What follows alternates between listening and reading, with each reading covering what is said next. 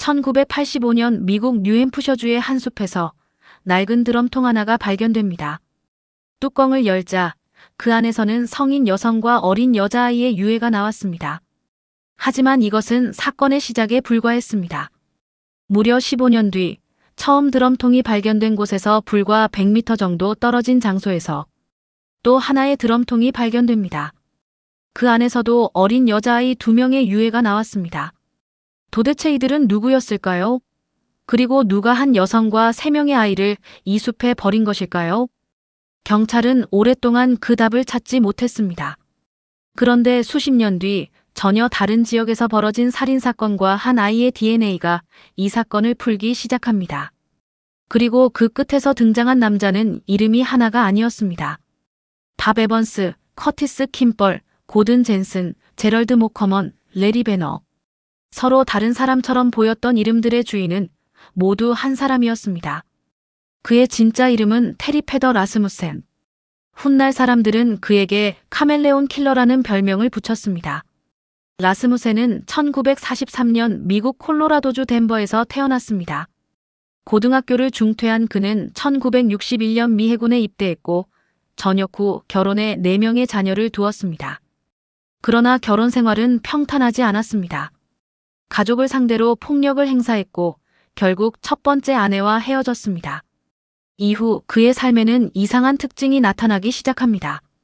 한 지역에 오래 머물지 않았고 자신의 이름을 계속 바꿨습니다. 캘리포니아, 하와이, 텍사스, 오하이오, 버지니아, 오리건, 뉴햄프셔 등 미국 곳곳을 이동했습니다. 새로운 장소에 도착할 때마다 새로운 이름과 새로운 과거를 만들어냈습니다. 1970년대 후반 그는 뉴햄프셔주 맨체스터 일대에 나타났습니다. 당시 사용한 이름은 밥 에번스였습니다. 그리고 이 무렵 그의 주변에 마를리즈 허니처치라는 여성이 나타납니다. 마를리즈에게는 어린 2딸이 있었습니다. 마리와 사라였습니다. 1978년 추수감사절 가족 모임에 마를리즈는 2딸과 함께 라스무센을 데리고 왔습니다. 하지만 가족과 다툼이 벌어졌고 마를리즈는 2딸을 데리고 자리를 떠났습니다. 그것이 가족들이 3사람을 본 마지막 순간이었습니다. 오랜 세월 가족들은 정확히 무슨 일이 벌어졌는지 알지 못했습니다. 그리고 몇 년 뒤인 1985년 11월 뉴햄프셔주 베어브룩 주립공원 인근에서 기이한 드럼통 하나가 발견됩니다. 처음에는 숲에서 놀던 아이들이 발견했다고 전해집니다. 이후 사냥꾼의 신고를 받고 경찰이 확인했고 그 안에서 성인 여성 1명과 어린 여자아이 1명의 유해가 발견됐습니다. 유해는 이미 심하게 부패해 있었습니다. 2사람 모두 머리에 강한 충격을 받은 흔적이 있었지만 신원을 알려줄 만한 물건은 사실상 남아있지 않았습니다. 경찰은 2사람이 모녀의 가능성을 생각했습니다. 하지만 문제가 있었습니다. 누구인지 알 수가 없었습니다. 실종자 기록을 확인하고 몽타주를 만들어도 결정적인 제보가 나오지 않았습니다. 사건은 점점 사람들의 기억에서 사라졌습니다. 그런데 15년이 흐른 2000년, 사건을 다시 살펴보던 수사관이 첫 번째 드럼통이 발견된 곳에서 멀지 않은 장소를 조사하다가 또 하나의 드럼통을 발견합니다. 그 안에는 어린 여자아이 2명의 유해가 있었습니다. 1명은 아주 어린 아이였고 다른 1명 역시 유아였습니다. 첫 번째 드럼통과 마찬가지로 2 아이에게도 강한 폭행의 흔적이 발견됐습니다. 이제 피해자는 4명이 됐습니다. 한 여성과 3명의 어린아이. 그런데 DNA 검사에서 이상한 결과가 나왔습니다. 성인 여성과 일부 아이들은 서로 혈연관계가 있는 것으로 나타났지만 한 아이는 나머지 피해자들과 혈연관계가 아니었습니다. 그렇다면 이 아이는 누구였을까요? 그리고 서로 가족도 아닌 4사람이 어떻게 같은 장소의 드럼통 속에서 발견된 것일까요? 수사는 또다시 벽에 부딪혔습니다. 그런데 사건 해결의 열쇠는 베어브룩에서 수천 킬로미터 떨어진 캘리포니아에 있었습니다. 1980년대 중반 캘리포니아에는 자신을 고든 젠슨이라고 부르는 남자가 살고 있었습니다. 그의 곁에는 리사라고 불리는 어린 여자아이가 있었습니다. 남자는 리사를 자신의 딸이라고 주장했습니다. 하지만 주변 사람들은 이상한 점을 발견했습니다. 아이의 어머니가 어디 있느냐고 물을 때마다 남자의 이야기가 달라졌습니다. 어느 날에는 교통사고로 죽었다고 했고 다른 때에는 병으로 죽었다고 설명했습니다.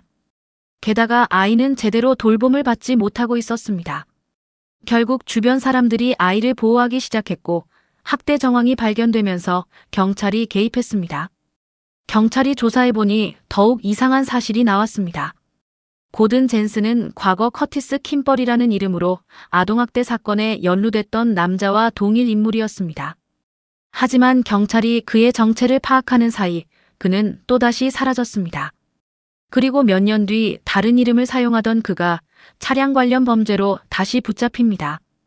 그러나 당시에는 이 남자가 훨씬 끔찍한 범죄와 연결돼 있다는 사실을 아무도 알지 못했습니다.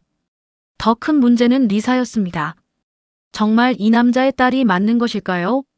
놀랍게도 제대로 된 친자 확인이 이루어진 것은 훨씬 뒤의 일이었습니다. 그리고 DNA 검사 결과는 충격적이었습니다. 두 사람은 친부녀 관계가 아니었습니다.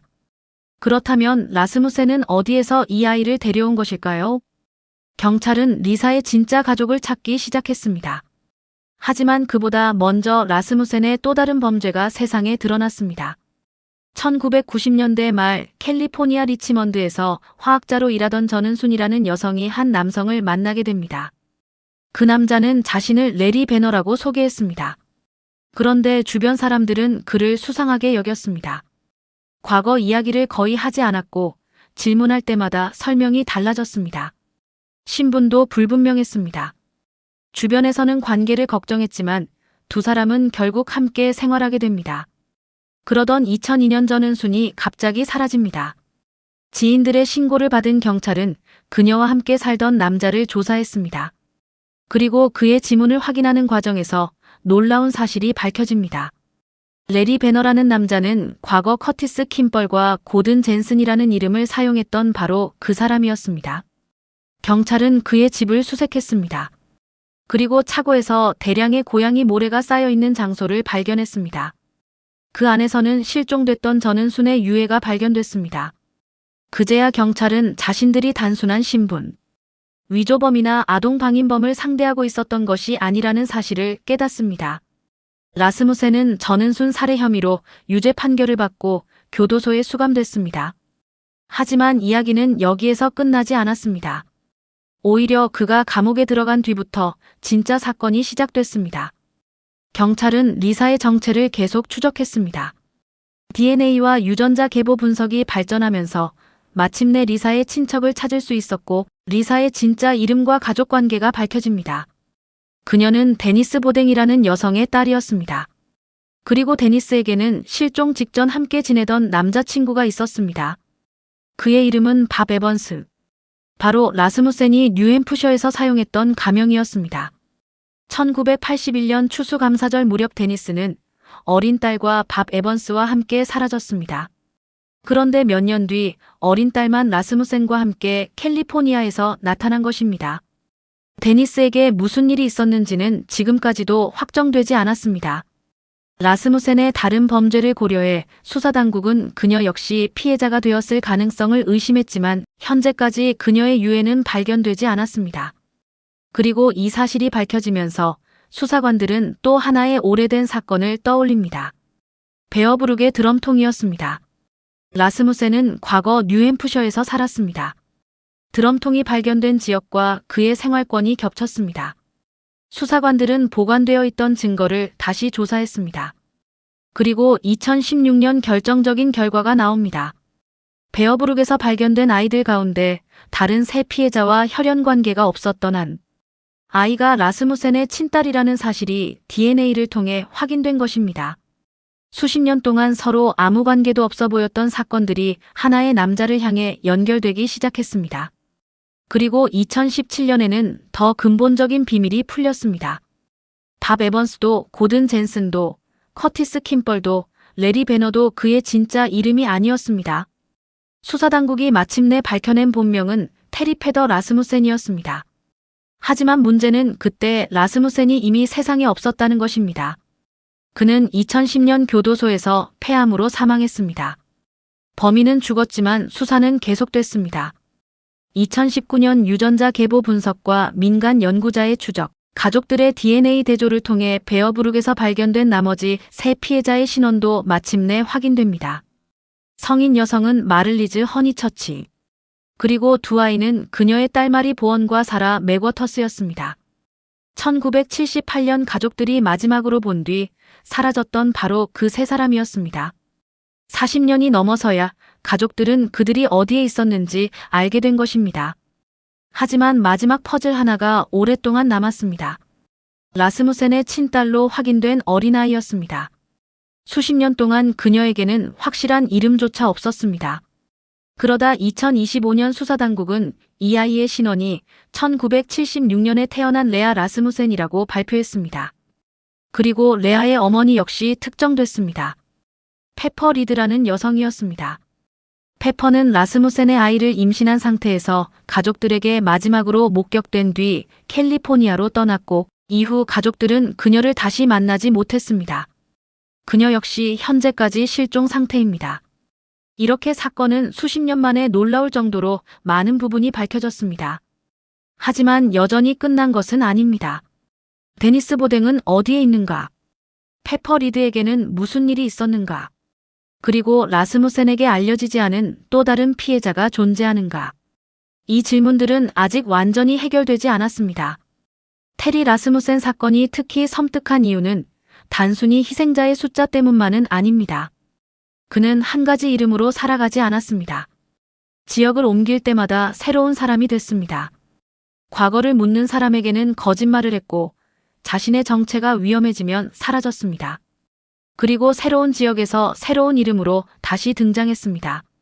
당시에는 지금처럼 각 지역의 정보가 실시간으로 연결되는 시대도 아니었습니다. 한 주에서 발생한 범죄 기록이 다른 주의 경찰에게 즉시 전달되는 것도 쉽지 않았습니다. 그 틈에서 라스무센은 자신의 과거를 지웠습니다.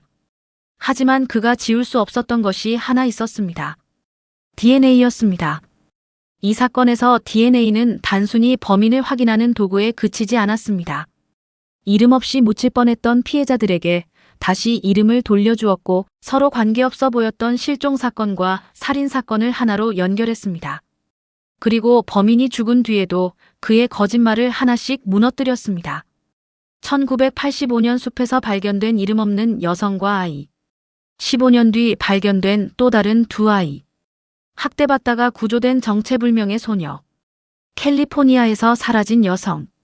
처음에는 모두 서로 다른 사건처럼 보였습니다. 하지만 수십 년 동안 보관된 증거와 발전한 DNA 기술이 그 조각들을 하나씩 맞춰갔습니다. 그리고 퍼즐의 중심에는 매번 다른 이름을 사용했던 한 남자가 있었습니다. 테리 페더 라스무센. 그는 죽을 때까지 자신이 저지른 모든 일을 말하지 않았습니다. 그래서 우리가 지금 알고 있는 6명의 희생자가 그의 범죄 전부인지조차 확실하지 않습니다. 어쩌면 미국 어딘가에는 아직 이름을 되찾지 못한 피해자가 남아있을지도 모릅니다. 수십 년 동안 이름을 바꾸며 자신의 흔적을 지웠던 카멜레온 킬러. 하지만 결국 그가 바꾸지 못했던 단 하나의 흔적, DNA가 그의 진짜 이름과 피해자들의 이름을 세상 밖으로 끌어냈습니다. 그리고 아직 남아있는 질문이 있습니다. 테리 라스무센이 평생 숨기려 했던 비밀은 정말 여기까지였을까요?